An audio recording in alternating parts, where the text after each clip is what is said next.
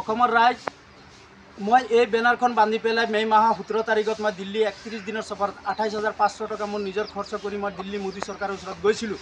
দিল্লী চৰকাৰৰ ওচৰত গৈছিলোঁ তাকে আমাৰ ৰাইজৰ সমস্যা লৈ পেলাই 12টা বেনাৰ লৈ গৈছিলোঁ, লেকিন মোৰ ওচৰত 17টা বেনাৰ আছিলে।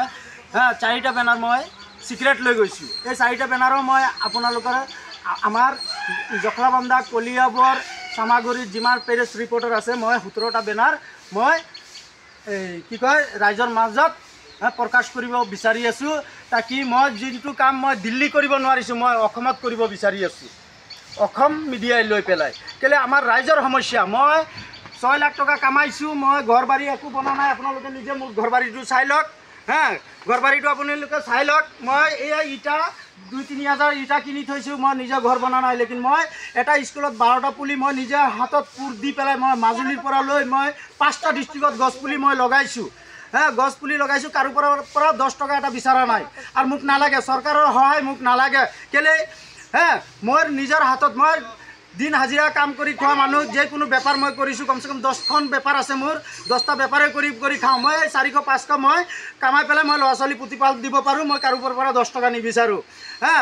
মই বিনা চাৰ্জত মই ৰাইজৰ কাম মানে মৰি যোৱাৰ আগত মানে 13টা 14টা 15টা মোৰ ওচৰত তথ্য আছে, ৰাইজৰ সমস্যা আছে। মই এইকেইটা মই সমাধান কৰিব বিচাৰোঁ বিনা চাৰ্জত। মই চৰকাৰক এইটো আহ্বান জনাইছোঁ। আৰু আমাৰ যিমান ইয়াৰ মিডিয়াই আছে, ডিচেম্বৰ মাহ 15 তাৰিখত মোৰ ঘৰত আহিব। মই 13টা বেনাৰৰ ৰাইজৰ সমস্যা মই প্ৰকাশ কৰিম। আমাৰ এইটো সমাধান হ'ব লাগে। ৰাইজৰ সমস্যা মোৰ নহয়, ৰাইজৰ সমস্যা। মই যিটো দিল্লী লৈ গৈছিলোঁ, ৰাইজৰ সমস্যাটো লৈ পেলাই মই দিল্লী লৈ গৈছিলোঁ, সেই সমস্যাটো আমাৰ অসমতে সমাধান হ'ব লাগে। এই মিডিয়াৰ জৰিয়তে মই ৰাইজৰ ওচৰত এই সমস্যাকেইটা মই প্ৰকাশ কৰিব বিচাৰি আছোঁ। ডিচেম্বৰ মাহ 15 তাৰিখে আহিলেই হ'ল, দিনৰ 10টা বজাত মই এইকেইটাৰ সমাধান কৰিম। এয়া মই আপোনালোকক কি ভাবিব, মই যে মিছা কথা কোৱা নাই, মই মিডিয়াৰ আগত প্ৰমাণ দিব পাৰিম। 700 স্কুলত মই গছ পুলি লগাইছোঁ, এটা স্কুলত 12টা পুলি গৈ মই নিজে কোৰ দি পেলাই মাজুলীৰ পৰা লৈ গৈ মই 5টা ডিষ্ট্ৰিক্টত লগাইছোঁ। আপোনালোকে চাই লওক। মই কাৰো পৰা 10 টকা বিচৰা নাই। মোৰ ঘৰ বাৰীটো আপোনালোকে চাইছেই। মই কাৰো পৰা 10 টকা বিচৰা নাই আৰু নিবিচাৰোঁ, আশাও নাই। যে কাম ৰাইজৰ সমস্যা আছে 17টা, মই কৈছোঁ 13টা। মই আপোনালোকক কৈ দি আছোঁ। এটা ক'লোঁ পাগলৰ, এটা হ'ল আপাহিজ, যাৰ ভৰি নাই, হাত নাই, চকু নাই। এইকেইটা মানুহ কি হৈছে, চোতালত বহি থাকি 25 বছৰ 20 বছৰ এটা ঘৰৰ 15 বছৰ 10 বছৰ আপাহিজ মানুহ, সেই ঘৰৰ মানুহখন বৰ হৈ গ'ল। সেই আপাহিজটোক পুহি পেলাই কেলৈ একবাৰ দাঙি আনিব লাগে, একবাৰ নিব লাগে। সেই আপাহিজটোক যদি চোতালত বহায়, সি পানী বিচাৰিও যে আমনি লাগি যায়, এগিলাচ পানী সময় মোতাবিক নাপায়, সময় মোতাবিক খানা নাপায়, সময় মোতাবিক সি ডক্টৰ নাপায়, জ্বৰ উঠিলে এটা টেবলেট নাপায়। মই ক'ব বিচাৰিছোঁ অসম চৰকাৰক, সেই তেনেকৈ মানুহ কাৰণে হাৰ ডিষ্ট্ৰিক্টত এটা ঘৰ বনাই যায়, 10টা মানুহ ৰখা যায় তাৰ প্ৰতিপাল দিবলৈ। এটা ডিষ্ট্ৰিক্টত কমচে কম তেনেকৈ মানুহ 100 মানুহ ওলাব। 100 মানুহ পুহিবৰ কাৰণে 10টা মানুহ লাগিবই। গা ধুৱাব, কাঠা কম্বল কাপোৰ কানি মানে খোৱা বোৱা চব এই মানুহকেইটাক প্ৰতিপাল কৰিব। একবাৰ যদি এই বস্তুটো আয়োজন কৰিছে চৰকাৰে, আজি 3 বিঘা মাটিৰ যদি এখন ঘৰ বনাইছে, এই মানুহকেইটাক যদি তাত ৰাখে, ডনেশ্যন কৰা মানুহ 100 লাখ মানুহ ওলাই যাব ডনেশ্যন কৰিবলৈ। এটা ডিষ্ট্ৰিক্টত লাখ মানুহ ওলাব ডনেশ্যন কৰিবলৈ। চৰকাৰৰ পুহিব নালাগে, একবাৰ আয়োজন কৰক, কৰি পেলাই এটা স্কিম বনাই দিয়ক, তাকি এই জেগাটোত আপাহিজ মানুহৰ কাৰণে ডনেশ্যন কৰিব লাগে।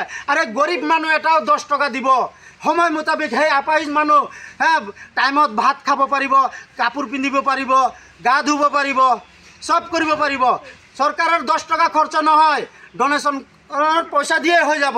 খালি একবাৰ চৰকাৰে হাৰ ডিষ্ট্ৰিক্টৰ MLA চিৰিফ এই বস্তুটো আয়োজনটো কৰি দিয়ক। ইয়াতকৈ ভাল জেগা ডনেশ্যন কৰা জেগা নাই পৃথিৱীত। মই ক'ব বিচাৰিছোঁ, যদি আমাৰ অসমত এই বস্তুটো সৃষ্টি হৈ যায়, গোটেই ভাৰতত হ'ব, গোটেই ভাৰতত হ'ব। আপাহিজ মানুহ ভাল মন্দ খাই পেলাই মৰিব পাৰিব।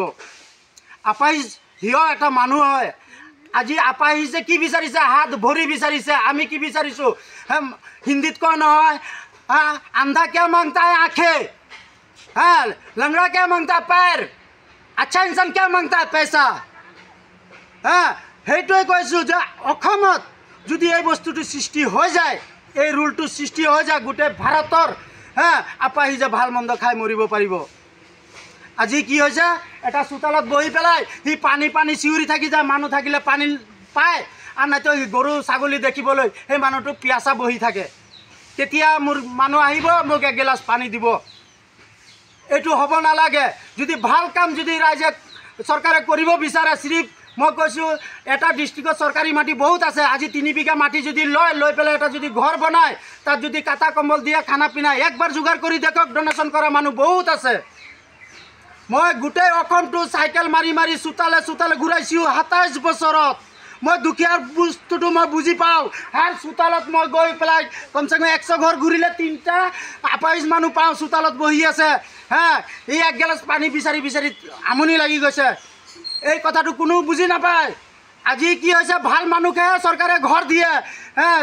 কিবা কিবি বস্তু দিয়ে এইকেইটা মানুহৰ পিনে চকু নিদিয়ে মই চৰকাৰৰ পৰা আহ্বান জনাইছোঁ আমাৰ অসম চৰকাৰৰ পৰা আহ্বান জনাইছোঁ এই ডিচিজনটো লওক অতি সোনকালে চিৰিফ একবাৰ ডিচিজনটো লৈ পেলাই চিৰিফ এটা মহৰ বনাই দিয়ক ডনেশ্যন কৰা মানুহ লাখ লাখ মানুহ ওলাব মোৰ লিখীয়া মানুহ মই যে দিন খাটি খাওঁ মই যে মাহত যে টকা 50টা হ'লেও সেই আপাহিজৰ নামত দিম যোনে দিন হাজিৰা কাম কৰি খায় সিয়ে যদি চাহ হোটেলত সোমায় যদি স্কেনটো থাকে সিয়ে 10 টকা এটা দিব চৰকাৰৰ দিব নালাগে পাব্লিকে ডনেশ্যন কৰিব